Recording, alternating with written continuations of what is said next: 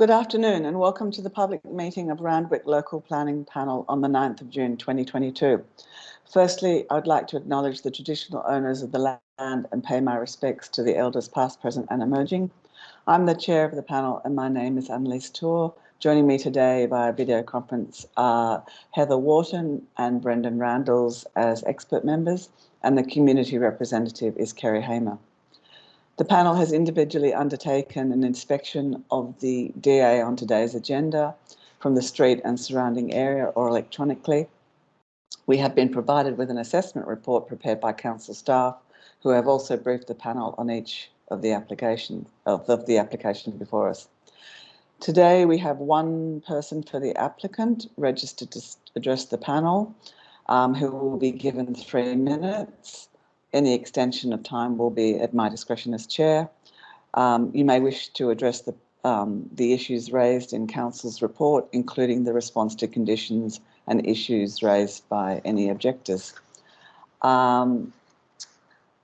may ask questions to clarify our understanding of what is being said. After hearing from the speaker, the public meeting will be closed and the panel will then deliberate and make our decision. The minutes of the panel's decision, including our reasons, will be available on council's website as soon as possible after the public meeting. And you should be aware that the panel meetings are recorded and the audio recordings will be uploaded to council's website. Prior to the meeting, each member of the panel has been asked whether they have a conflict of interest to declare in relation to the item on today's agenda. And I can confirm that no conflicts of interest have been declared. So the only item on today's agenda is 182 Marine Parade, Maroubra, and the speaker is Michael Munro for the applicant. Are you ready to speak, Mr. Munro? Yes, I am. Can you hear me? Yes, we can. Okay. This application, or the need for this application, goes back several years, negotiating with council in an attempt to activate that, what could be called a fairly dead area in front of the hotel. There is currently outdoor seating. We're interested in increasing it, and we did that application with the support or the advice of council. There was no promises. It was just a case of us getting it in. They encouraged us to do that. The delays, of course, are obvious with COVID and that sort of thing. However, we've put it in to get an increase in there, and we believe the application is fair. We're quite happy with the recommendation on the report. We've got no problems or comments with any of that. In terms of complaints that may have gone back, I've gone to the hotel and I've got their complaint register. And there's only been 4 complaints in the last 2 years, excuse me, and they relate to a smell from an exhaust kitchen and some untidiness in the car park where furniture was stored. The conditions have quite stringent requirements for acoustic controls, and obviously if we go outside of the hotel goes outside of those controls, then council has the option of saying, well, you've got to either close or go back to what you currently have. The hotel's not aware of any noise complaints in the last couple of years, and I think there was one in 2018, they advised me that related to a band that went along a bit too long. So we're happy with the report. We're happy with council's help in getting this far in the application, and we support the recommendation.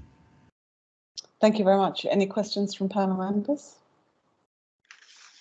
I have some. Yes. I don't know if you want me to start. Yes. Okay. So, Michael, can I just clarify, are you a planner, architect? Sorry, I'm just wondering the nature. I'm the architect. The architect, okay. So I've got many concerns in relation to public safety in light of years and years of antisocial behaviour that's been of concern down at the beach over the years, which has improved, but I am aware that there has been some deterioration more recently in some antisocial behaviour. So I'm just wanting you to allay my concerns about those things, particularly around the compliance issues re the consumption of alcohol. We've received a number of submissions that have, and some supported by photographic evidence, of people in that area drinking but with no food on their tables. Now, and the reason why I asked you what your relationship was whether or not you have advice about the licensing laws, and if you would know an answer to that, if you have an answer to the nature. Yes, sorry. Sorry. Yeah, look, the requirement is that food be served with alcohol, and the hotel has security people to ensure that happens. Mm-hmm. I'm not sure if the people that were drinking without eating had either finished or were had come in without going through the hotel system, because the food comes from the inside of the kitchen area of the hotel. Mm-hmm. It's in the hotel's interest not to have antisocial behaviour, obviously. It discourages people from using the space, and they'll do everything they can. They currently do have a space, as you're well aware. So There now, you mean for the beer garden, the outdoor dining area. outdoor dining area? Yes, Yep. I know they've got a current space there now. And I assume, I mean, that's one element in the design that's not helpful, in that they can just come in and sit there and then order externally. Whereas when you had a beer garden before at the back of the pub, you could only access that through the hotel. And then, you know, it's more kind of enclosed and supervised. So the expectation is that they do have a meal with alcohol, is your understanding? Yes. Okay. All right. So that's one point. You talked about security. I noticed it says that there's 36 security cameras located within the building. Can you tell me how many are located outside and where they're located, please? No, I'm not 100% certain of that, how many are located outside. Okay. And do all 36 operating at the moment? Yes, they are. Okay. And the rules around bouncers and security, does the hotel have a policy on how many per patron, or how do they work that out?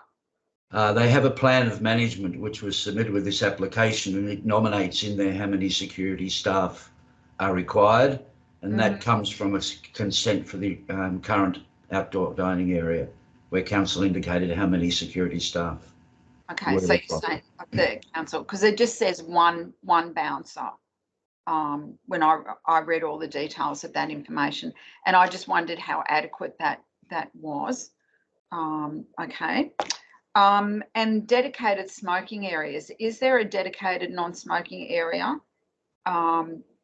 within the? I couldn't see anything on the plan, and that's been one of the complaints. Was about smoking kind of just at the entrance where the residents go in. So, and cigarette butts, etc., outside the door. Mm-hmm.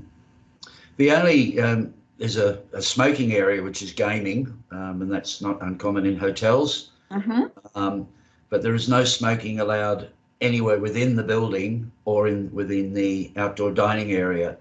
Unfortunately, we can't control people smoking on the footpath, but there is a requirement that you can't smoke within, I think it's 4 metres of the entrance to a building. Unfortunately, because it would be on the footpath, it's nothing we can control from that. We can't have someone there forcing people to move. It's not within the prerogative of the hotel to do that, unfortunately.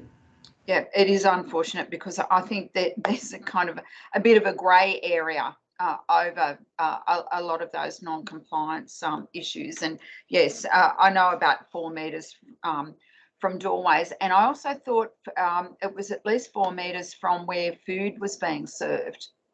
It's even more than that, I think. But yes, there's a requirement where it can't be where food is served or prepared. There are rules that we're obliged to abide by. Okay. And is the hotel planning on putting in a response to the proposal about a plaza being mooted for McKeon Street? I'm not aware of if they are. However, I know they're supportive of it because I've discussed it with them. That will make a whole difference to what happens in that area, obviously. Right. And how do you think that might impact on your current plans? If anything, it would support it rather than detract from it. Okay. And the fencing that's there now, that's changed from a picket fence to ropes that are pretty gappy and movable. Can you describe to me on the plan what the proposal is to cordon off that area? Our statement of environmental effects does show typical furniture and barricades to be used on that area. We have to remove those after hours for all sorts of reasons, one of which is security, two is theft and potential damage. So it's a barrier, but not, I mean, it's a metre high. I mean, if someone wants to leap over it, that's where security will have to come into it. But it's not something that you can just quietly wander through. Okay. It is meant to, as you pointed out earlier, to be accessible from the hotel.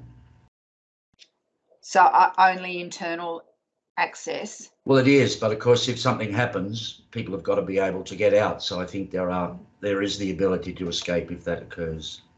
Okay. And the deck outside the front of the hotel, yes. How many people can sit on that deck, please? I'm not sure of the number. 18 rings a bell, but I'm not 100% certain. It's not part of this application. It's a separate, because it's a permanent structure. There's a license, I believe, with council. Okay. Yes, I know it's permanent. I just wondered the seating there, how many people.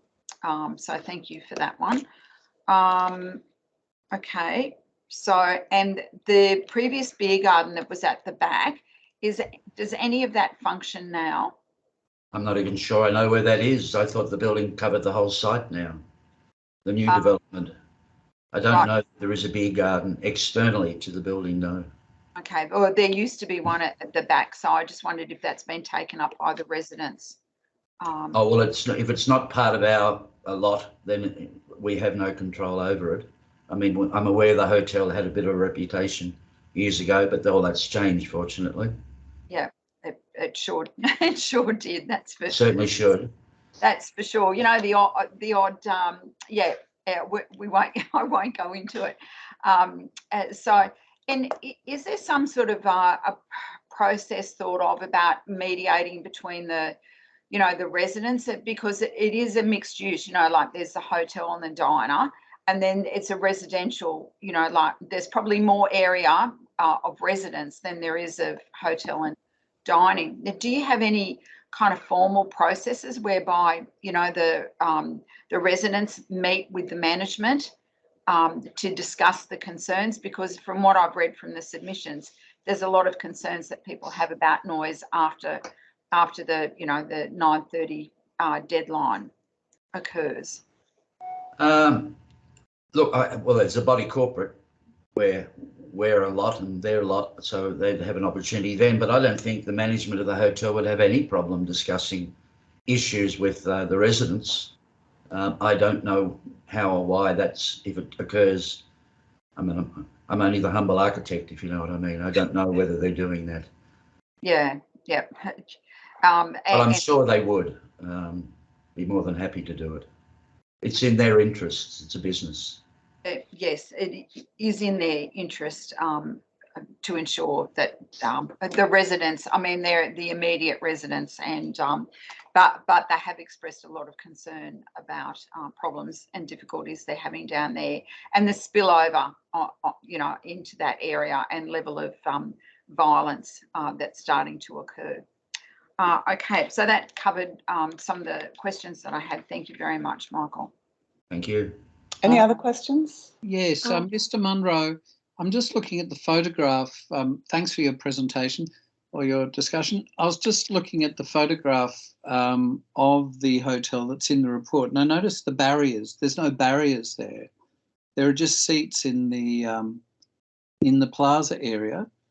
Is it your understanding when you get a development application, it's for the whole thing to be facilitated, or are you allowed to partially facilitate your approved design? As in, can you just put the seats out without the barriers? No, we can't. So we have to do it as per the plan. Yep.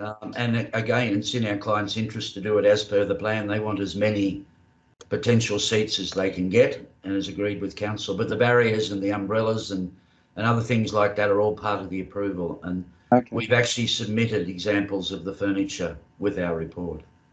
It's just a bit curious, isn't it, the photograph? I don't know when it was taken. I haven't seen it, to be honest. There are no planters and no barriers, just seats. It's in our report. Yeah, well, I don't know why. We have to have barriers because there's a licensed area. Yeah, okay. And the only other thing on that, I just, it's interesting looking at this photograph because it would seem as though there's a kind of implication that this area is either part of the greater public or it's more or less part of the pub. It's only 2.5 metres wide along the between the seating and the barrier, and then I think at its narrowest it's something like 2.5 metres wide to the veranda. But in your experience, are these generally public thoroughfares or are these generally hotel patron thoroughfares? It's more a hotel patron thoroughfare, to be honest, because the footpath does wrap around the corner rather than, that's a shortcut, if you like. Yeah, okay. But it is a licensed area, so we are required to, mark it out so that it's quite clear that you don't move another metre and have a drink because it's not allowed. Yep, okay, thank you. No problem. And Heather, you had a question? Yeah, just following on from Kerry's questions. Operationally, how do you or how does the hotel prevent people from lingering with drinks after they finish their meal, and how do they stop people from smoking out there? Well, they have to warn them, and smoking's not allowed. That's a legal thing, not a hotel thing. You can't have smoking where you eat. All you can do is ask the people not to smoke, and if they continue to smoke, well, then you have to you advise them that they have to leave the area because it's illegal. And operationally, how does that work though? And how they have security people there. That's a requirement of our plan of management. So the security people are there for every minute that the area is being used? Yes, and they're licensed, so they're not just... But when I had a look yesterday, I didn't see any security people. Well, they may have been inside the hotel. I don't know. Okay, so they're not outside physically all the time? No, they have to walk around the hotel as well to monitor. Okay. Oh, so they're general security people for the hotel looking at a broad range of issues. Okay. Yeah. And in terms of when you buy a drink, are you advised you can't use the outdoor area? There'd be it has to be signage that covers all of that. But there is signage? Well, if there's not, there will be when this application's approved. But if I'm presuming there is at the moment, I haven't been to the hotel in a little while. So the situation is that people aren't supposed to be drinking outside, only drinking outside now. Is that the current situation for the smaller outdoor area? No, I'm not 100% certain, but I think it's supposed to be part of a meal as well. Okay. All right. Okay. Thank you. All right. Thank you. All right. Thank you very much, Mr. Munro. There were our questions.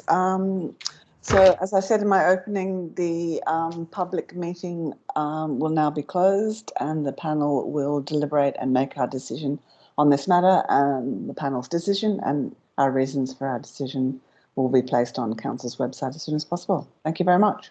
Thank you. So the public meeting has finished at 1:20.